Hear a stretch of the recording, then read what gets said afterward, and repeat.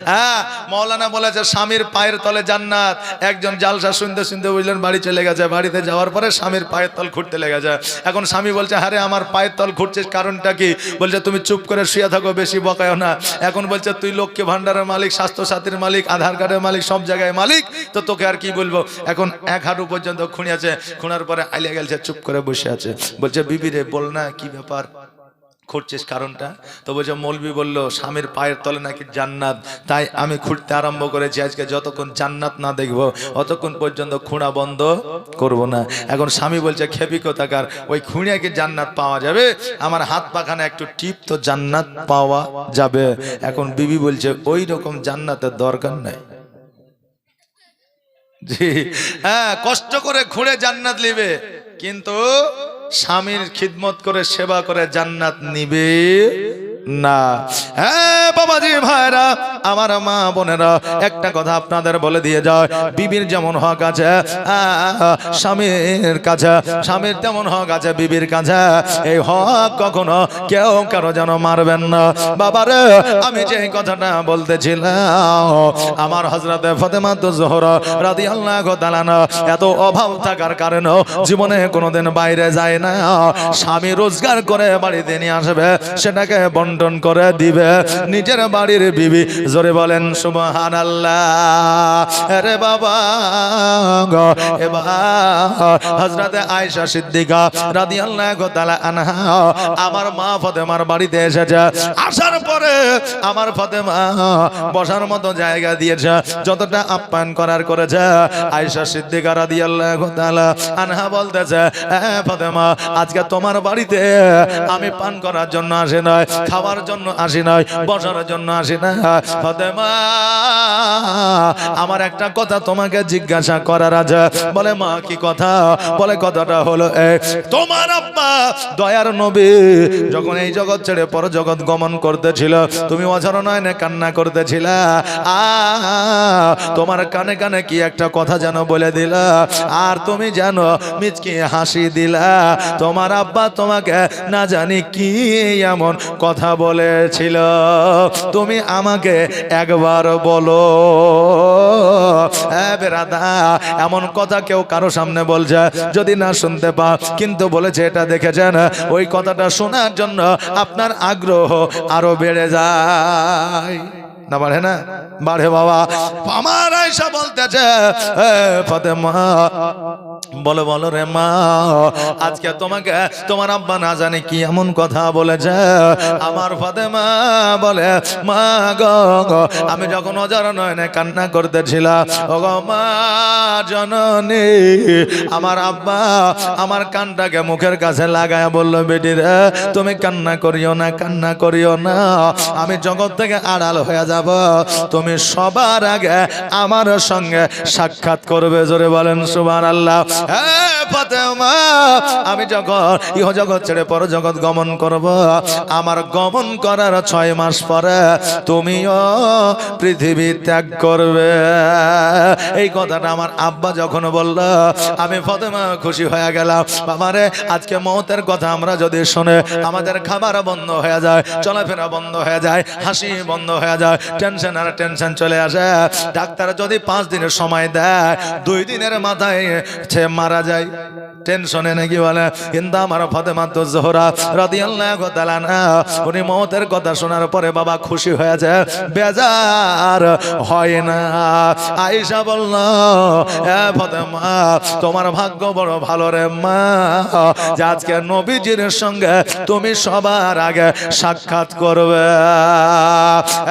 বাবা আয়েশা সিদ্দিকা রাদিয়াল্লাহু তাআলা যেন বাবা বাড়ির দিকে গেল, আর বাবা আমার মা ফাতেমাতুজ জোহরা রাদিয়াল্লাহু তাআলা যেন সময়টা অতিবাহিত হতে লাগলো। আমার নবীজি রওজা মুবারকা ইমাম হাসান ও হোসেনকে পাঠাবে। আমার মা ফাতেমা বলতেছে, হোসেন তোমার নানা রওজা মুবারকে অনেকদিন তোমরা যাও নাই, অনেকদিন যাওনি, একটা কাজ করো। বলে কি? বলে তোমার নানার সঙ্গে কথাবার্তা বলে এসো, তোমার নানার সঙ্গে সাক্ষাৎ তুমি করে এসো। আজকে তোমার নানার সঙ্গে তোমরা মুলাকাত করে এসো। আহারে আজকে অনেকের মধ্যে নবী আমার মারা গেছে, কিন্তু আহলে সুন্নাত ওয়াল জামাতের মধ্যে নবী আমার এখনো জিন্দা, কিয়ামত পর্যন্ত থাকবে জিন্দা। হ্যাঁ বাবা, আহমদ রেজা বেরেলি শরীফে একজন আপনার মুজাদ্দিদিন, উনি আপনার মদিনা শরীফে গিয়েছিলেন। আর মদিনায় যাওয়ার পরে আমার নবীজির রওজা মুবারকের পাশে আমার নবীজিকে না দেখিয়া ভারতে আসে না। জোরে বলেন সুবহানাল্লাহ। ওয়াইস করনি নামে একজন নবীর প্রেমিক ছিল, নাম বাবা আমরা অনেকে শুনেছি। ওই ওয়াইস করনি আমার নবীকে স্বপ্নের মাধ্যমে এমন কোন রাত ছিল না যে তিনি দেখতেন না। বাবারে আমার নবীর রওজা মুবারকের পাশে যাইয়া আমার আবু বকর সিদ্দিক রাদিয়াল্লাহু তাআলা আনহুর দাফনের আপনার পারমিশন নিয়েছিলেন। আমার আবু বকর সিদ্দিক যখন ইহ জগৎ ছেড়ে পর জগৎ গমন করলেন, সবাই চিন্তা করে আবু বকরকে দাফন কোন জায়গায় করব, আবু বকরকে দাফন কোন জায়গায় করব, এই চিন্তায় সবাই পড়ে গেল। উমারে ফারুক রাদিয়াল্লাহু তাআলা আনহু আর হযরত ওসমান গনে, হযরত আলী রাদিয়াল্লাহু তাআলা আনহু আমার নবীজি রওজা মুবারকে চলে গেল।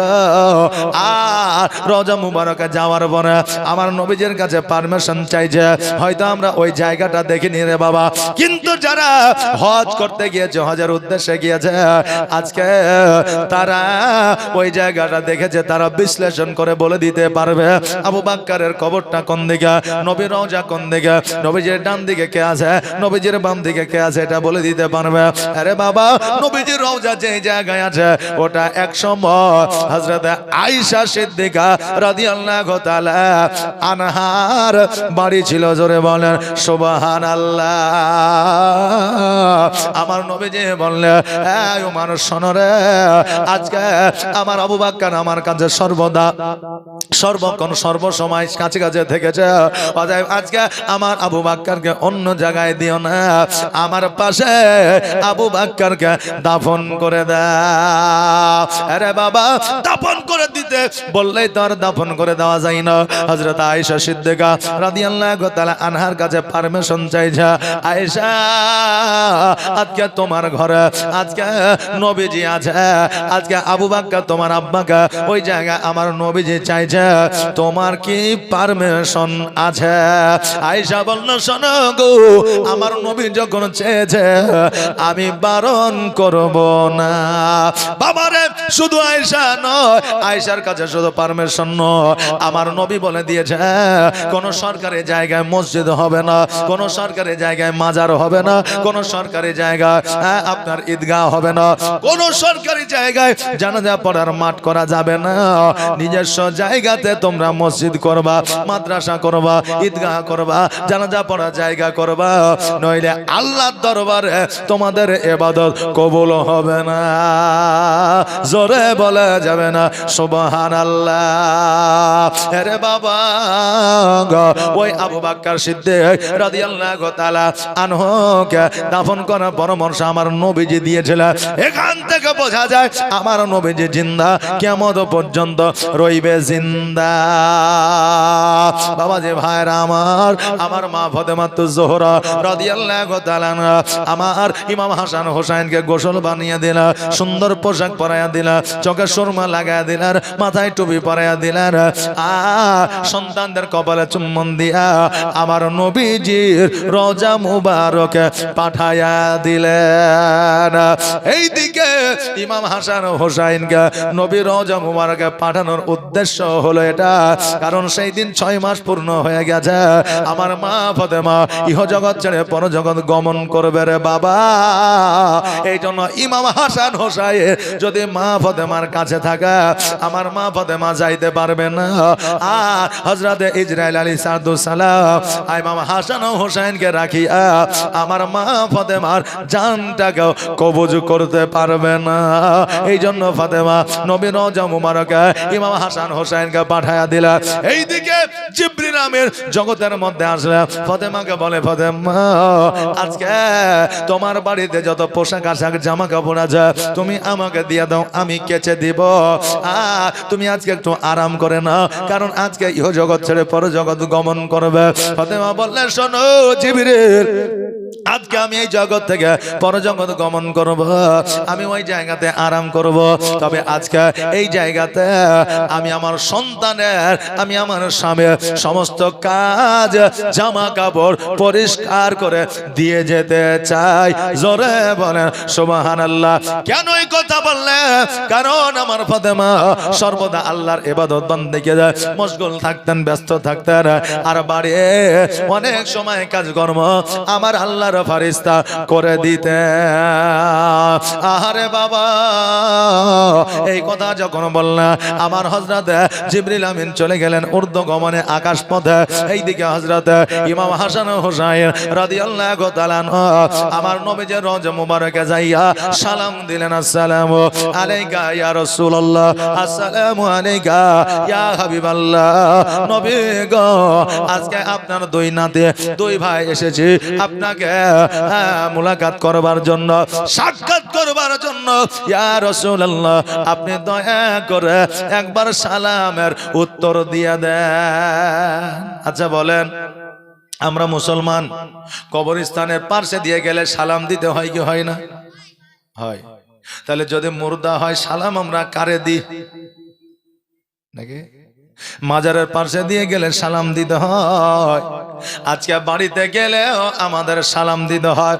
বাড়িতে উত্তর দেয় না ঠিকই, কিন্তু বাড়ির মানুষেরা উত্তর দেয়। এই জন্য আমরা বাড়িতে সালাম দিই, আসসালামু আলাইকা ইয়া আহলাল বাইত। আমরা যখন কবরস্থান দিয়ে যাই, কবরে আমরা সালাম দিই, আসসালামু আলাইকা ইয়া আহলাল কুবুর। কবরটা একটা বাড়ি, তাহলে আমরা কবরকে সালাম দিলাম, তার মানে কবরে মানুষ আছে, সে সালামের উত্তরটা দেবে। আজকে বাবা জগতের মানুষ মন্টু সেন্টু রেন্টু ঝন্টু যদি কবরে জিন্দা থাকতে পারে, আমার নবী কেন জিন্দা থাকবে না? বাবাজি ভাইরা, ও আমার মায়েরা, আজকে মাজারের পাশে দিয়ে গেলে সালাম দিতে হয়, কিন্তু আমাদের শিক্ষার অভাব। আজকে কবরস্থানের পাশে দিয়ে গেলে আজকে নিউ জেনারেশনের ছেলেরা, যুবকেরা, মেয়েরা কবরের পাশে দিয়ে গেলে সালাম তারা দেয় না। আজকে হিন্দু প্রথার মতো কবর দেখলে শুরু হয়ে যায়, করে না, অনেক জায়গায় করে, তবে এটা করা যাবে না, সালাম দেওয়া লাগবে। আসসালামু আলাইকা ইয়া আহলাল কুবর। আমার নবীজিকে সালাম দিলে সালামের যেন উত্তর আসে না। এবার ইমাম হোসেন বলে, ভাই হাসান, আজকে আমার মা বলল তোমার নানার সঙ্গে কথাবার্তা বলে আসা। আজকে আমার নানা কথা বলে না, চলো মাকে গিয়ে এই কথাটা জানায়া দিব। হাসান বলে, ভাই রে, আমার নানা নিশ্চয় কথা বলবে, কারণ আমরা আমার নানাকে ভালোবাসে, আমার নানা আমাদেরকেও এত ভালোবাসে, কথা না বলে থাকতে পারবেন। ও হোসাইন, তুমি আরো একবার আমার নবীজিকে সালাম খানা দিয়ে দাও। ও গো দিবানা হইয়া ডাকি তোমার, সারা দাও না গো একবার।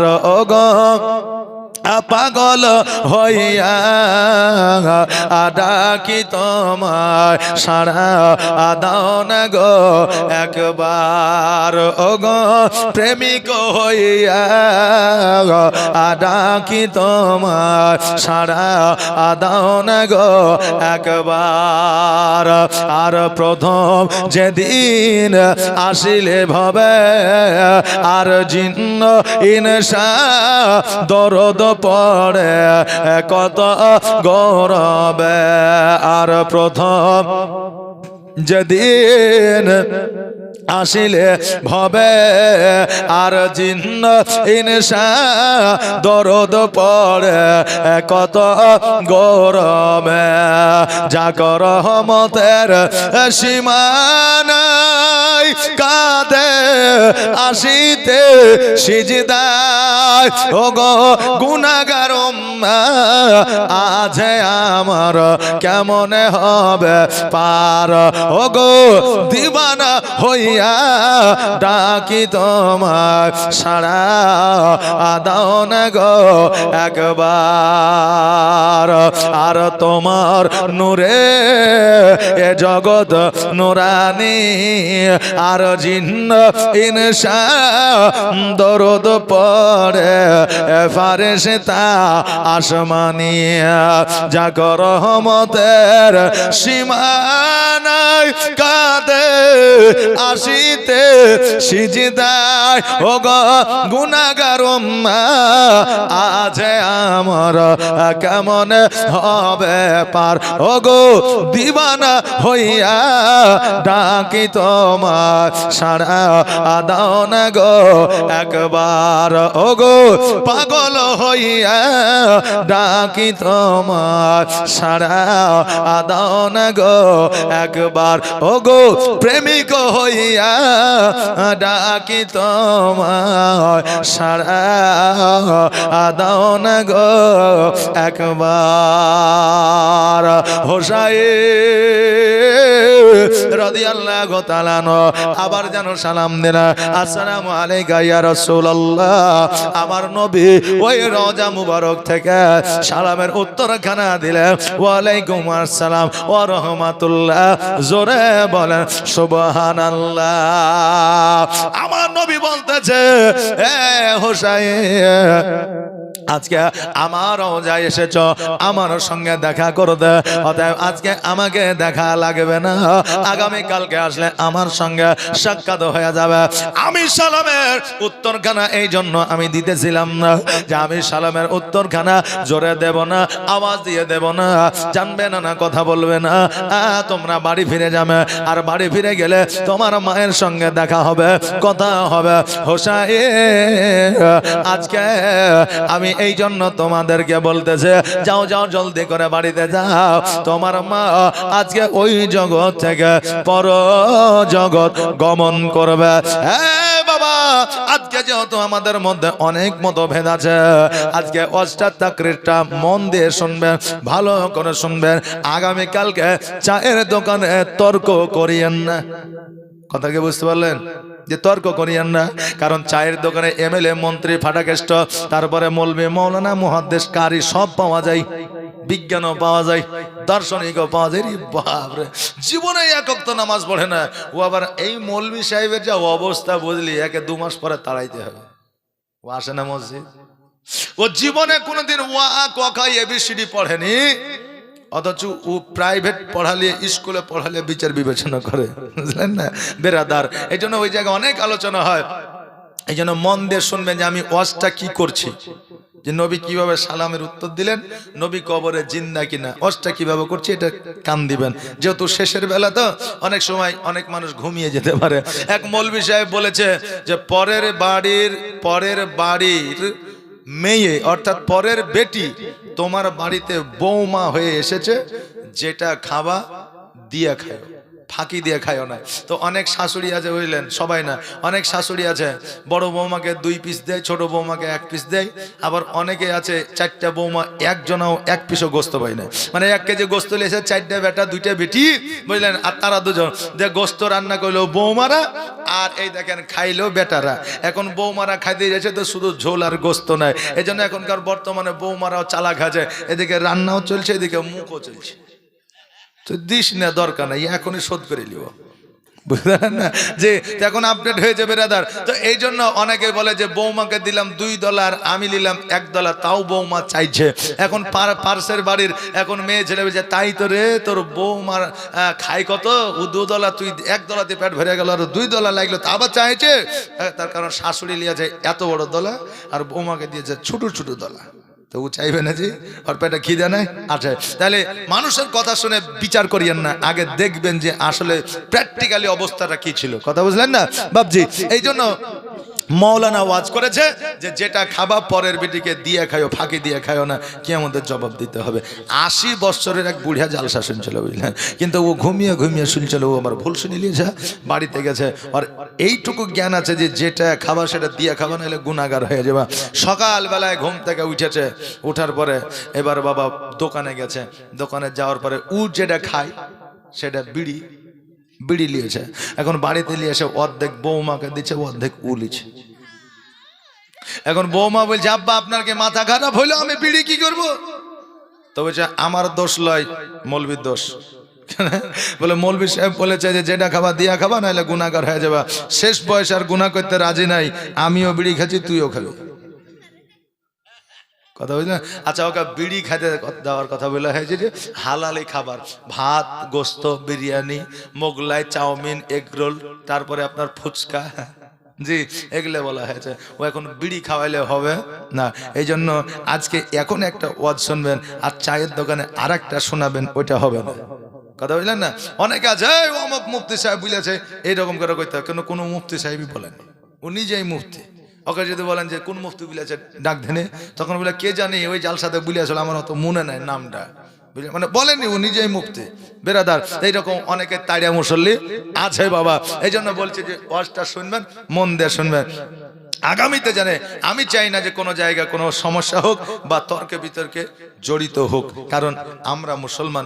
বর্তমান পরিস্থিতি আমাদের এমন একটা জায়গায়, আমরা যে যে জায়গাতেই আছি না কেন, আমাদের এখন কাজ হবে ঐক্যতাভাবে এগিয়ে যাওয়া। কথা বুঝতে বলেন না? ঐক্যতাভাবে এগিয়ে যাওয়া।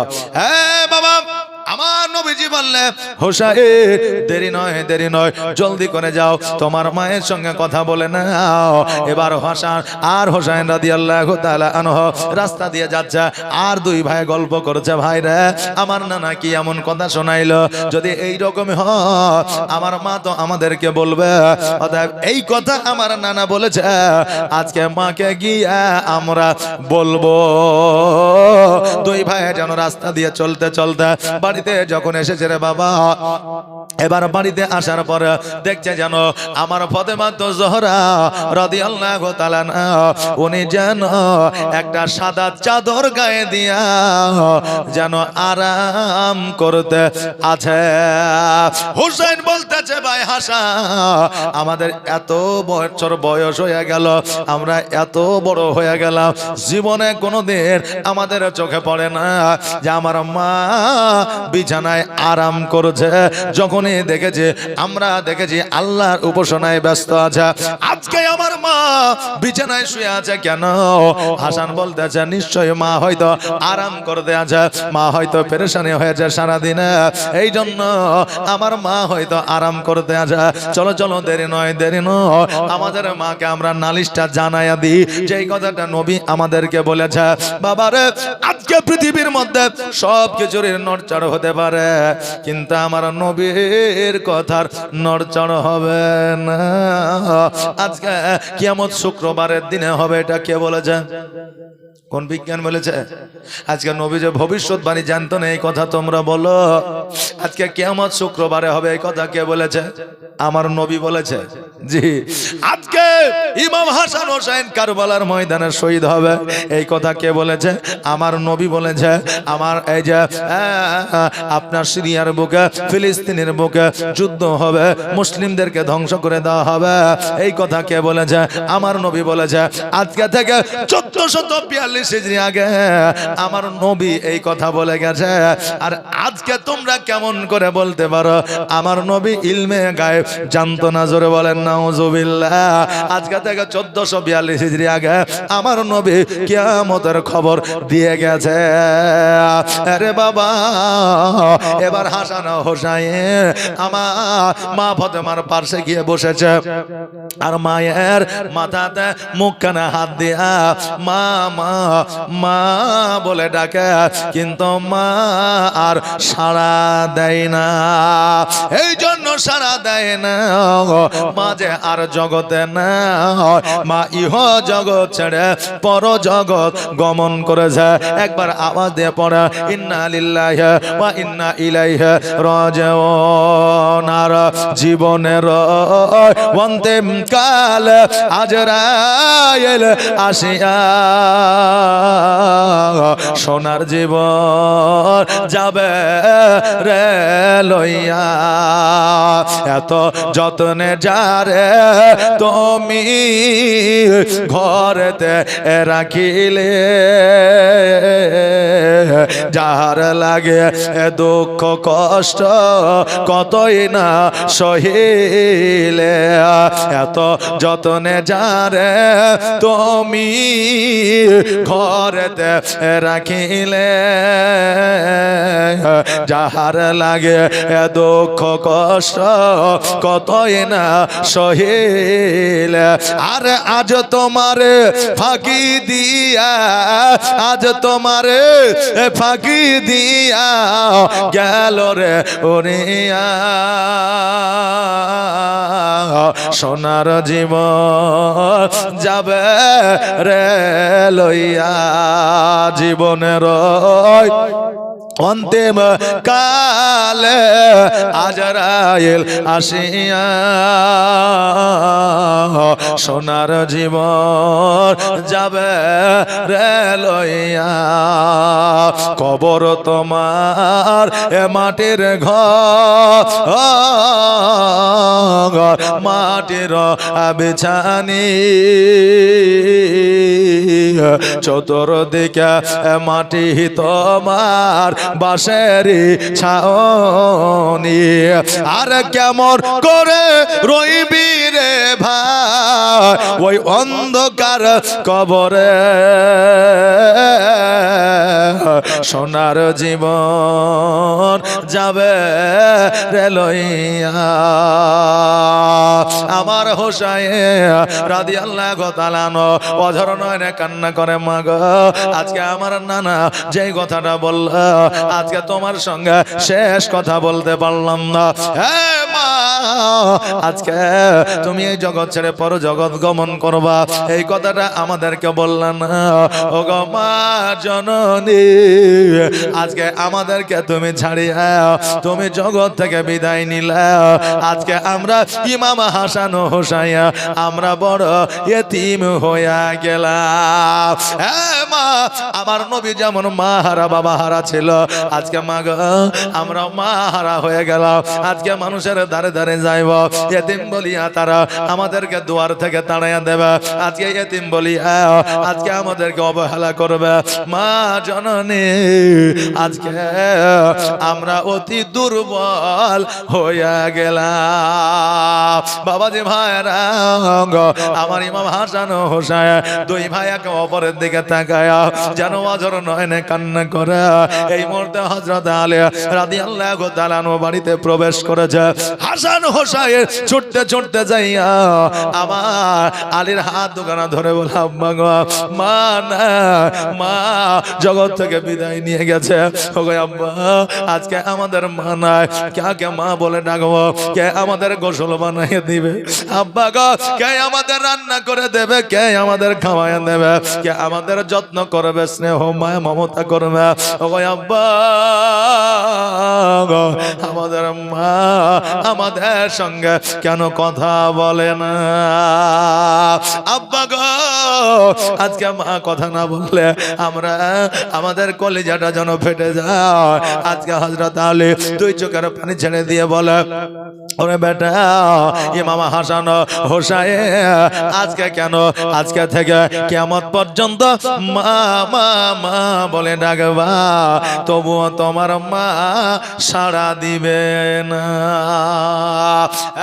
হোসাইন তোমার মা তোমার নানার সঙ্গে দেখা সাক্ষাৎ করার জন্য চলে গেছে হোসাইন রে তোমরা আর কান্না করিও না আমার হোসাইন বলে আব্বা গো আমাদের কান্না যেন মায়ের জন্য বন্ধ হয় না পৃথিবীর মধ্যে মা বাবা জগৎ থেকে বিদায় নিলে এমন কোন সন্তান আছে বাবা কান্না করে না আর যারা পৃথিবীর মধ্যে শিল্পী স্বার্থপর বাপ মায়ের সম্পদকে ভালোবেসেছে বাপ মাকে ভালোবাসে না তাদের বাপ মা মারা গেলে তাদের চোখে পানি আসে না বাবারে আজকে হযরত আলী রাদিয়াল্লাহু তাআলা উনি কিন্তু জানতে এই দিনে এই সময় আমার ফাতেমা এই জগৎ ছেড়ে পর জগৎ গমন করবে এই জন্য ফাতেমাকে জিজ্ঞাসা করেছিল ফাতেমা বলো বলো তোমার শেষ ওসিয়ত কি কিছু আছে আমার ফাতেমা বলেছিল স্বামী গো আজকে আমার একটা কাফনের জন্য, একটা দিনের রোজগার উপার্জনের টাকা আপনার কাছে সর্বদা সর্বসময় রাখবে আমি মারা গেলে আমার কাফনের ব্যবস্থা করার জন্য। দ্বিতীয়ত হইল আমাকে চুপি চুপি আপনি দাফন কাফনের ব্যবস্থা করবেন, আমি মারা গেলে প্রচার প্রসার করবেন না, কেননা আমি ফাতেমা।